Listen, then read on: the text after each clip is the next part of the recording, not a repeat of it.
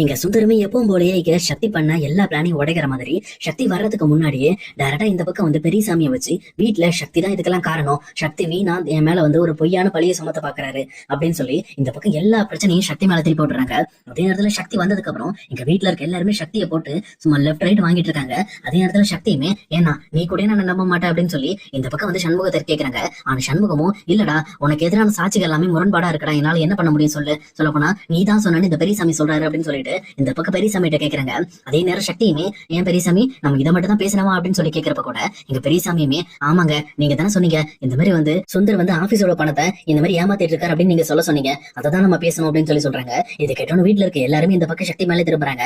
அதே நேரத்துல எப்பவும் போய் இங்க இருக்கிற ஜெயாவுமே இங்க பாரு சக்தி நீ இந்த மாதிரி எங்களோட விஷயத்துல தலையிடுறது ரொம்பவே அதிகமா இருக்கு, அது மட்டும் இல்லாம எங்க ஆபீஸ் பிரச்சனையை மொத்தமே இந்த பக்கம் மாப்பிள்ள தான் எல்லாத்தையுமே வந்து கரெக்டா வந்து மேனேஜ் பண்ணிக்கிட்டு இருக்காரு, இப்ப நீ அவர் மேல பழி சுமத்தி என்ன பண்ண போற, அது மட்டும் இல்லாம இப்படி ஒரு எண்ணம் உனக்கு எப்படி வந்துச்சு அப்படின்னு சொல்லி கேக்குறாங்க. அதே நேரத்துல சக்தியுமே இங்க பாருமா நான் வேணும்னு இப்படி பண்ண கிடையாது, அவர் உண்மையாலுமே நம்ம ஆபீஸோட பணத்தை இந்த மாதிரி எடுத்திருக்காரு, இல்ல அப்படின்னா நான் இப்படி பேச மாட்டேன், அது மட்டும் இல்லாம அவருக்கு கூட இருந்து இந்த பெரியசாமி தான் அந்த பணத்தையுமே வாங்கி கொடுத்திருக்காங்க அப்படின்ற மாதிரி சொல்றாங்க. ஆனா இது எதையுமே நம்பாத பவானியுமே சும்மா நிறுத்துறா, எப்ப பார்த்தாலும் என்னோட ஹஸ்பண்ட் குறை சொல்றது உனக்கு வேலையா இருக்காடா, இதே மாதிரிதான் கொஞ்ச நாளைக்கு முன்னாடி என் ஹஸ்பண்ட் இதே மாதிரி ஆபீஸ் பணத்தை திருட்டுறாருன்னு சொல்லி எங்ககிட்டே வந்து சொல்லிட்டு இருந்தேன், ஆனா அது இல்லன்னு சொல்லி நிரூபிச்சதுக்கு அப்புறம் அந்த விஷயத்தை நீ ஒத்துக்காம இன்னுமே அதை டிராவல் பண்ணிட்டு இருக்கியா, இப்போ என்ன உன் பொண்டாட்டியை வந்து இந்த மாதிரி நாங்க வந்து ஒதுக்கிட்டு இருக்கோம், அவ பண்ற தப்பு எல்லாமே வெளியில தெரிய வந்துருச்சுன்னா அவளும் வீட்டை விட்டு வெளியில போயிருவாங்கிறதுக்காக அவளுக்காக சப்போர்ட் பண்ற மாதிரி நீ என் வீட்டுக்காரரை பழிவாங்க நினைக்கிறியா, இந்த மாதிரி கேவலமான புத்தி உனக்கு இருக்கும் நான் நினைக்கவே இல்லடா அப்படின்னு சொல்லி இந்த பக்கம் பவானியுமே இங்க சக்தியை போட்டு லெஃப்ட் ரைட் வாங்கிட்டு இருக்காங்க.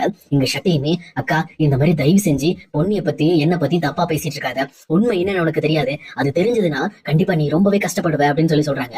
ஆனா இந்த பக்கம் வந்து பவானியுமே என்னடா என்ன மிரட்டுறியா, என் வீட்டுக்காருக்கு எதிராக நான் முடிவெடுக்கணும்ன்ற மாதிரி என்ன நீ மிரட்ட பாக்குறியா அப்படின்னு சொல்லி கேக்குறாங்க. ஆனா இந்த பக்கம் சக்தியுமே இங்க பாருக்கா இந்த உண்மை ஒரு நாள் உனக்கு வெளியில தெரிய வர்றப்போ நீ ரொம்பவே கஷ்டப்படுவ, ஆனா ஒண்ணு மட்டும் இந்த வீட்டுல நான் சொல்லிக்கிறேன், இங்க சுந்தர் அந்த பணத்தை ஏமாத்தினது உண்மை, ஆனா இப்ப எனக்கு எதிராக நீங்க எல்லாம் பேசுறீங்க பாத்தீங்களா, இப்பதான் புரியுது பொண்ணு இந்த இடத்துல எவ்வளவு கஷ்டப்பட்டிருப்பான்னு சொல்லிட்டு, ஏன்னா உண்மையே இந்த வீட்டுல வந்து சொன்னா கூட அதுக்கு மதிப்பு இல்ல அப்படிங்கறத நான் இப்பதான் புரிஞ்சுக்கிட்டேன், இந்த வீட்டுல இருக்க யாரையுமே நான் இனிமேல் மனுஷங்களை கூட மதிக்க மாட்டேன் அப்படின்னு சொல்லி சக்தியுமே ரொம்ப கோபத்தோட அந்த வீட்டை விட்டு வெளியில போறாரு. அதே நேரத்துல இதை பார்த்துட்டு இருக்கிற பிரீத்தியுமே ஏன் சக்தி கோவப்படுற, இந்த மாதிரி எல்லாருமே தப்பு பண்ற சகஜம் தானே, நீ உங்க மாமா கிட்ட ஒரு மன்னிப்பு கேட்டு உள்ள வா அப்படின்னு சொல்லி சொல்றாங்க.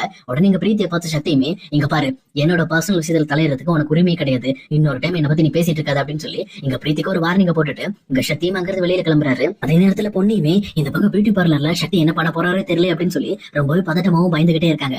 அதே நேரத்துல எதுக்கும் ஒரு டைம் சக்திக்கு கால் பண்ணுவோம் அப்படின்னு சொல்லிட்டு இந்த பக்கம் அவங்களுமே சக்திக்கு கால் பண்றாங்க. அப்ப சக்தியுமே ரொம்ப டென்ஷனோட போயிட்டு இருக்கும்போது இங்க பொண்ணி கால் அட்டன் பண்றாங்க. பண்ணி இங்க பாரு பண்ணி உனக்கு என்ன நடந்துச்சோ அதே தான் பண்ணி எனக்கு என் வீட்டுல நடந்துச்சு, இப்ப கடைசியில நான் தான் எல்லா தப்பும் பண்ணன்ற மாதிரி அந்த சுந்தர் எல்லாத்தையும் நிரூபிச்சிட்டாரு, அவன் மேல ஒரு கேடு கட்டவன் இருக்கவே மாட்டான் அப்படின்னு சொல்லி இங்க சக்தியுமே பயங்கரமா ஃபீல் பண்ண ஆரம்பிக்கிறாங்க.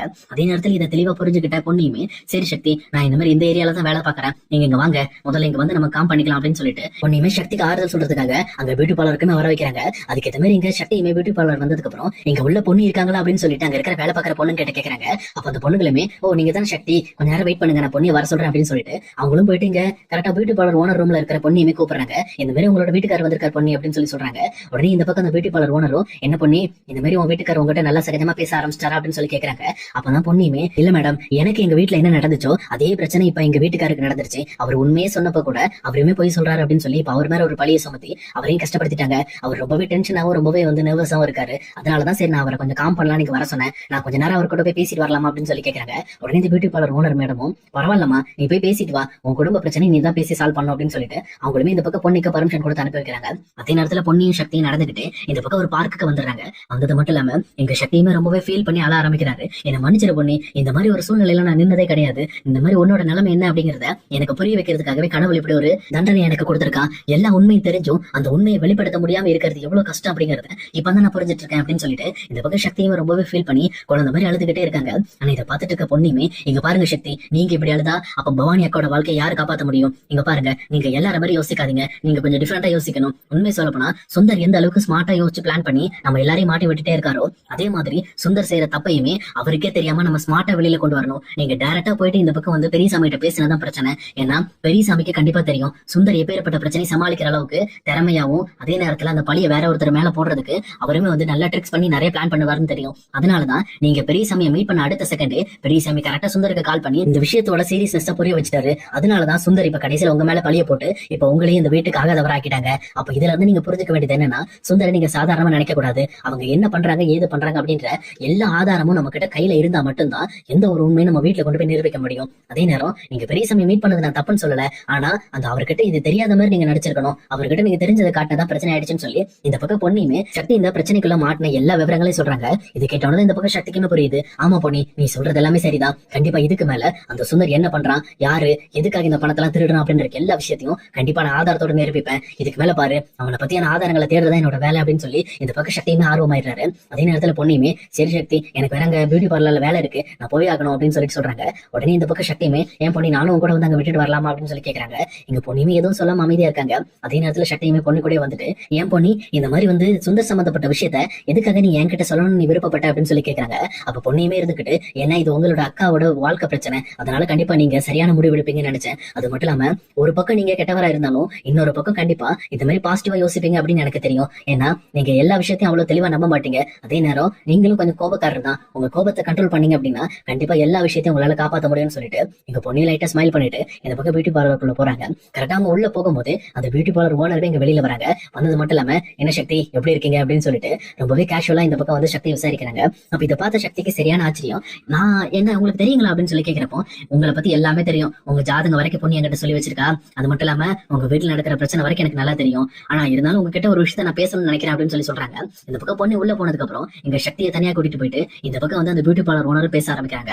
இங்க பாருங்க சக்தி உங்ககிட்ட இந்த விஷயத்த நான் சொல்ல வேணாம்னு தான் நினைச்சேன், பட் ஆனா இருந்தாலும் இதை நான் உங்ககிட்ட சொல்றதுனால பொண்ணியோட பிரஷர் கொஞ்சம் குறைய ஆரம்பிக்கும் அப்படின்னு சொல்லி சொல்றாங்க. உடனே சக்தி என்னாச்சு மேடம் என்ன பிரச்சனை அப்படின்னு சொல்லி கேட்கறாங்க. அது ஒண்ணு இல்லங்க, உங்க வீட்டுல 2 பொண்ணுங்க இருக்காங்கல்ல, யாரோ அந்த பிரீத்தி வெண்ணிலான்னு சொல்லிட்டு அவங்க இந்த பக்கம் பொண்ணுக்கு பயங்கரமா டார்ச்சர் கொடுக்குறாங்க. அன்னைக்கு ஒரு நாள் நானே இங்க பொண்ணிய கார்ல இருந்து இறக்கி விட வந்தேன், ஆனா அவங்க எப்போ பார்த்தாலும் பொண்ணியை ரொம்பவே டார்ச்சர் பண்ற மாதிரி பேசுறது, தரகரவா பேசுறதுன்னு சொல்லி இந்த பக்கம் பொண்ணியை ரொம்ப பிரச்சனை கொடுக்குற மாதிரி பண்றாங்க. அந்த விஷயத்துல அவங்க 2 பேரையும் கொஞ்சம் பொண்ணு கிட்ட இருந்து தள்ளி வைங்க, ஏன்னா அவங்களால பொண்ணு ரொம்பவே டிஸ்டர்ப் ஆகுறாங்க.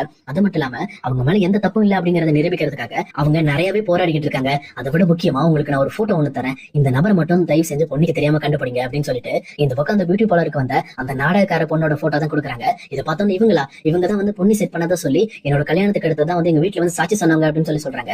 ஆமாங்க சக்தி இவங்க தான், பட் ஆனா இவங்க அப்படி ஒண்ணும் சொல்லல, இவங்க வந்து பணத்துக்காக தான் சாட்சி சொல்லியிருக்காங்க. ஏன்னா இவங்களை பத்தி எல்லா டீட்டெயிலுமே நானும் வெளியில விசாரிச்சு பார்த்தேன், அப்பதான் புரிய வந்துச்சு இவங்க இந்த மாதிரி நாடகம் நடிக்கிறவங்க, அதே நேரம் பணத்துக்காக நிறைய இடங்கள்ல போலி நாடகம் போடுறவங்க கூட இவங்க, அதனாலதான் இவங்களை கண்டுபிடிக்க பொண்ணு ரொம்பவே கஷ்டப்பட்டு இருக்காங்க. அதே நேரம் பொண்ணுக்காக இவங்களை உங்களால கண்டுபிடிக்க முடிஞ்சது அப்படின்னா கண்டிப்பா பொண்ணியோட ஆதரவு உங்களுக்கு எப்பவுமே இருக்கும்னு நினைக்கிறேன்னு சொல்லிட்டு அவங்களுமே ஒரு ஸ்மைல் பண்ணிட்டு இந்த பக்கம் வந்து சக்தி கிட்ட சொல்லிட்டு அங்க இருந்து கிளம்புறாங்க.